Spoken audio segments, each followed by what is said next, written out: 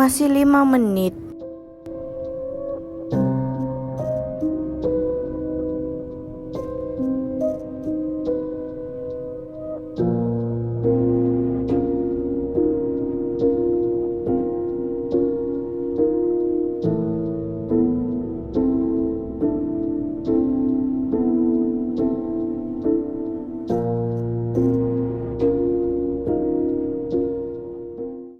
Ibu juga nunggu di sini.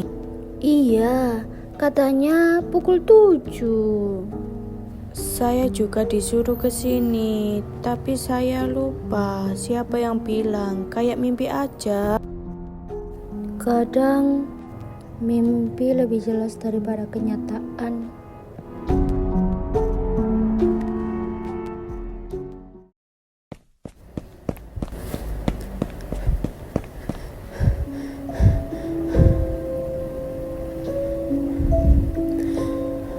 Masih belum datang juga ya?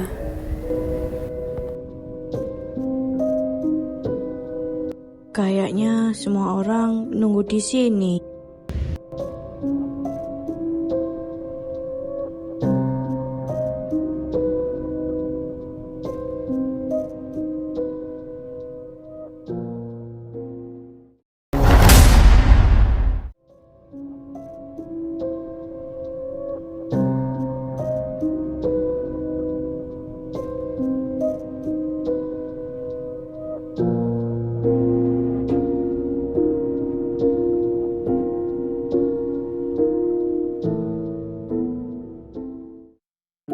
Ini kisahku. Di sekolah tidak disukai siapapun. Tangkap ini bodoh. Laki-laki kertas ini. Mereka lempar ini kepadaku hampir setiap hari.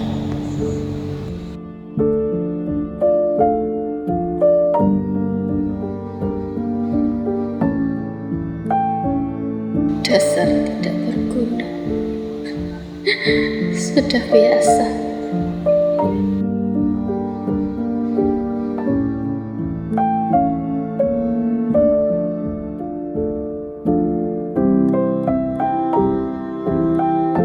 Apalagi ini. Belum puaskah kalian?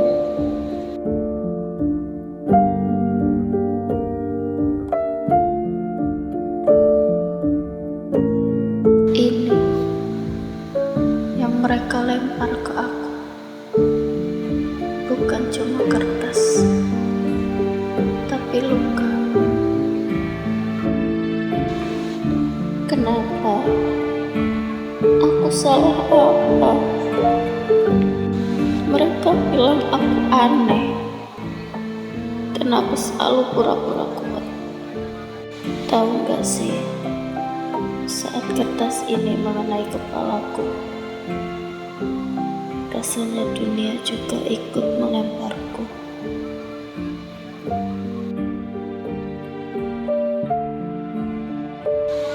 Di kelas yang katanya tempat belajar, tapi rasanya kayak medan perang.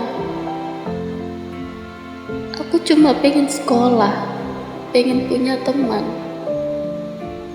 Tapi semua orang seolah setuju aku pantas disakiti.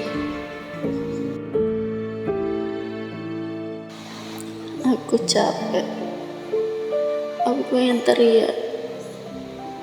Tapi siapa yang akan peduli? Siapa yang akan dengar?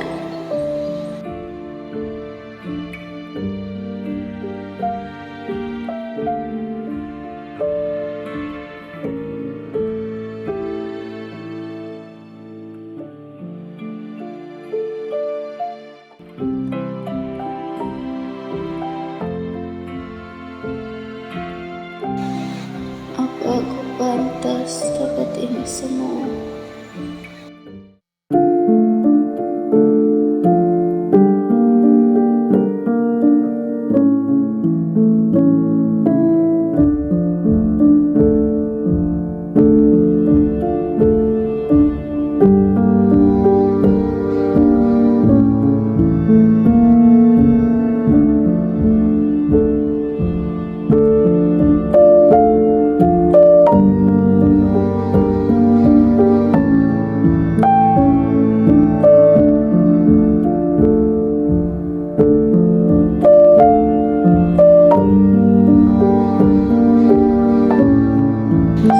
di rumah pun telat sedikit karena hujan atau ngerjain tugas, dimarahin lagi. Gak ada tempat buatku tenang. Aku di sini, namun jiwaku pergi. Jam itu rusak. Sejak dulu memang begitu. Tapi tadi jarumnya bergerak. Gerak ke belakang ya.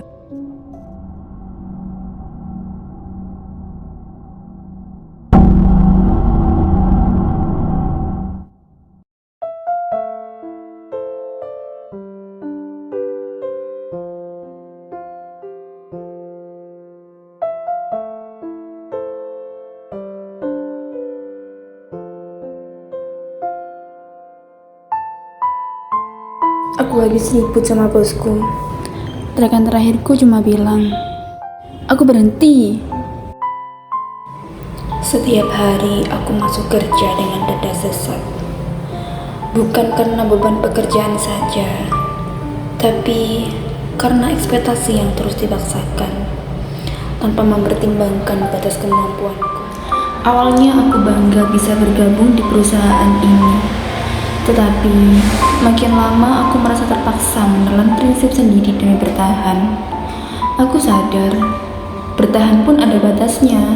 Terkadang pergi adalah bentuk keberanian. Lalu aku berjalan dan sampai sini. Saya dapat pesan di layar HP. Katanya tunggu di halte pukul 7. Gitu aja. Aku tidak pernah menyangka sebuah pil kecil bisa mengendalikan seluruh hidupku.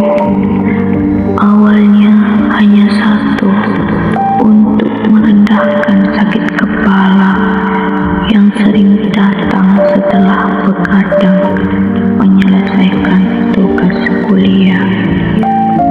Dokter memberikannya secara legal, apotek menjualnya dengan ramah, dan aku merasa tidak ada yang salah.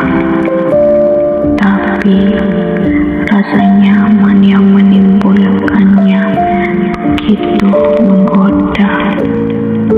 Tenang, ringan, bebas.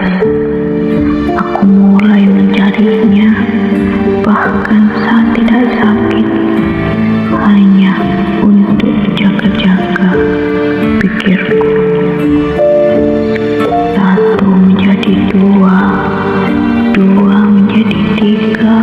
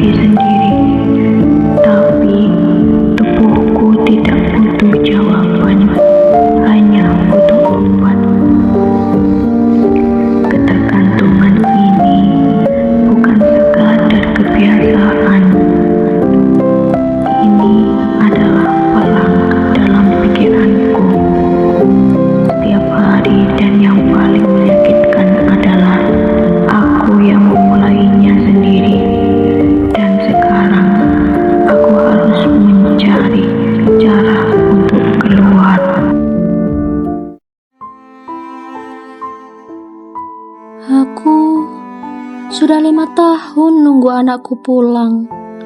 Katanya dia datang, tapi sampai saat ini tak ada yang datang.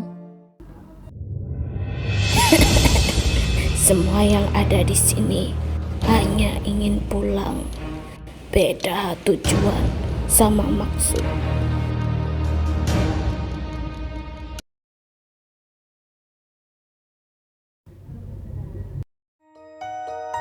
Aku hanya ingin pulang. Kalimat ini terus muncul di buku ini. Padahal aku baru menuliskan halaman ini hari ini. Kok bisa? Siapa yang nulis kalau bukan kamu? Entah.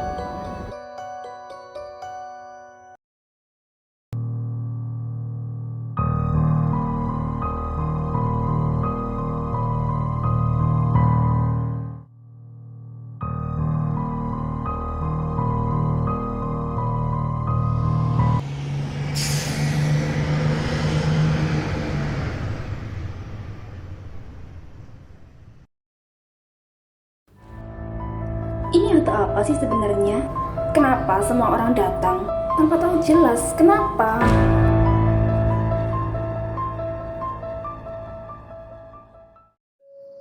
Kita nggak pernah sebut siapa yang nyuruh kita ke sini. Ibu itu belum pernah bilang nama. Iya, ibu itu dari tadi cuma komentar aja, tapi nggak pernah cerita apapun. Lihat deh, dia udah gak di sini. Atau dia memang gak pernah benar-benar ada di sini.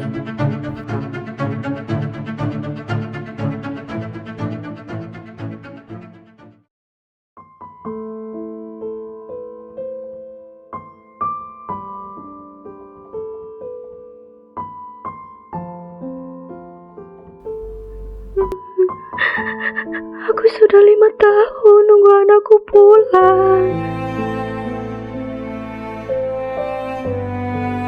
Rumah ini ada seorang ibu yang tak pernah pergi. Masih memeluk bayangan dan masih percaya bahwa cinta seorang ibu tak akan pernah sia-sia.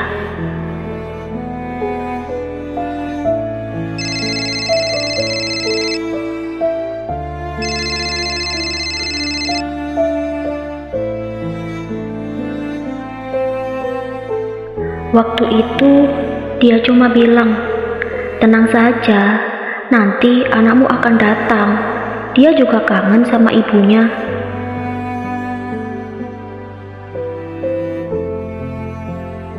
Katanya mau datang, katanya lagi libur panjang.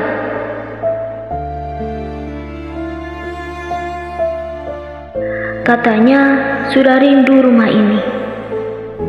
Dan aku percaya karena aku ibu.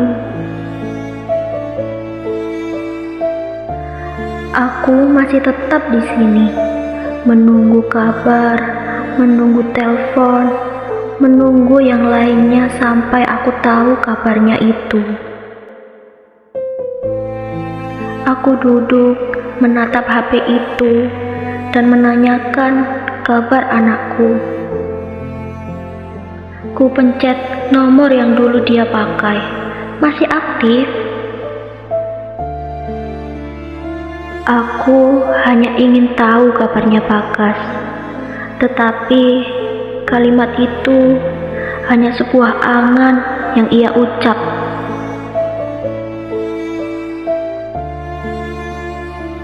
Malam-malam ku lewati dalam diam, menata rumah yang dulu penuh tawa. Aku duduk dan mau menghubunginya. Ku cari nomor pertama, tapi nomor itu tidak aktif. Lalu ku cari nomor berikutnya, ternyata aktif. Dan akhirnya aku mulai mengirim pesan kepada mantan suamiku itu. Tak ada jawaban, di telepon juga tidak tersambung. Aku sudah bingung kehabisan kata-kata. Bagaimana ia tidak membalas pesanku itu, padahal aku sangat rindu. Aku memakai mukena yang melekat di tubuhku. Dingin lantai kamar bersentuhan dengan telapak kaki yang terasa berat. Tanganku gemetar saat meraih ponsel di atas meja itu. Layar menyala dan namanya masih tersimpan di sana. Jari-jariku gemetar menulis pesan yang sudah berkali-kali ku ketik dan ku hapus kembali. Aku tahu aku akan terlihat memohon, tapi biarlah demi anakku. Cinta seorang ibu tak akan pernah sia-sia, meski ditunggu dalam hening selama 5 tahun. Aku lari, aku takut pulang. Aku bahkan gak tahu arah pulangku kemana. Kita semua hilang arah ya.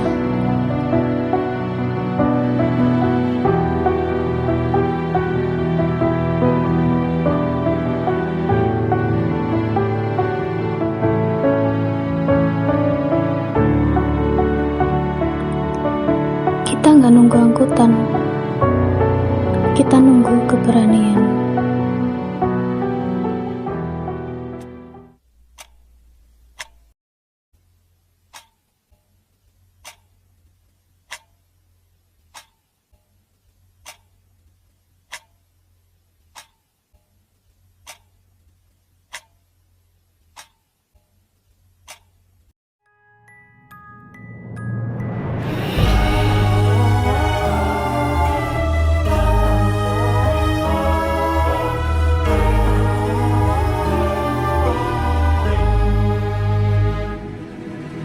Malam kini semakin menakutkan, angin pun bertiup tanpa ampun. Sebuah langkah kaki tampak ragu untuk melangkah dalam gelap.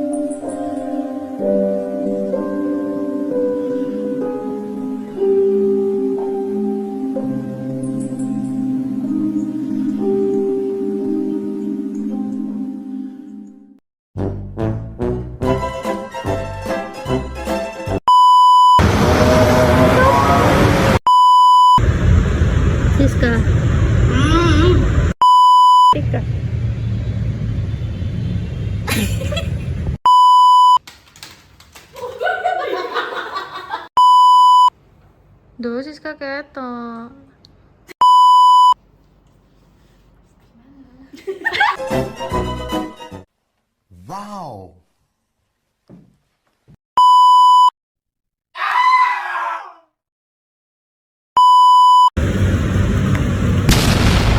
Arisan dari mana itu teman-teman? Sik lapo? Kan seneng Nangis lho. nangis.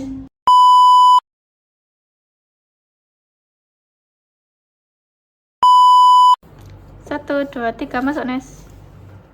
Masuk. Wes.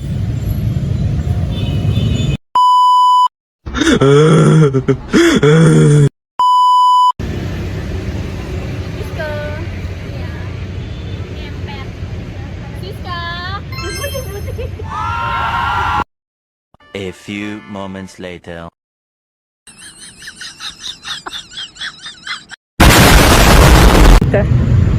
Iya, ibu itu loh tadi. Badan.